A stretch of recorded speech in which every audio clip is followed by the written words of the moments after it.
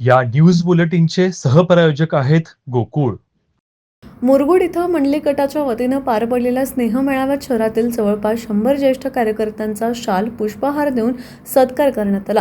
दिवंगत खासदार सदाशिवराव मंडलिक यांच्याशी निष्ठा राखणाऱ्या कार्यकर्त्यांचा राजकारणात सिंहाचा वाटा असल्याचं मत व्यक्त करण्यात आलं. अविनाश पाटील यांच्या अध्यक्षतेखाली झालेल्या कार्यक्रमात जुन्या पिढीतील राज्यकर्त्यांनी मंडलिक यांचा राजकीय जीवन प्रवास उलगडताना त्यांनी सर्वसामान्य कार्यकर्त्यांना पदे, रोजगार देऊन कसा सन्मान दिला यावर प्रकाश टाकला. माजी नगराध्यक्ष नामदेव मेंढके यांनी तळागाळातील कार्यकर्त्यांना सन्मान देणारे नेते म्हणजे मंडलिक असं सांगितलं. तर माजी उपनगराध्यक्ष जयसिंग भोसले यांनी शहरातील कार्यकर्त्यांच्या पाठिंब्यामुळे मंडलिकांनी मोठी राजकीय शिखरे गाठली असं मत मांडलं.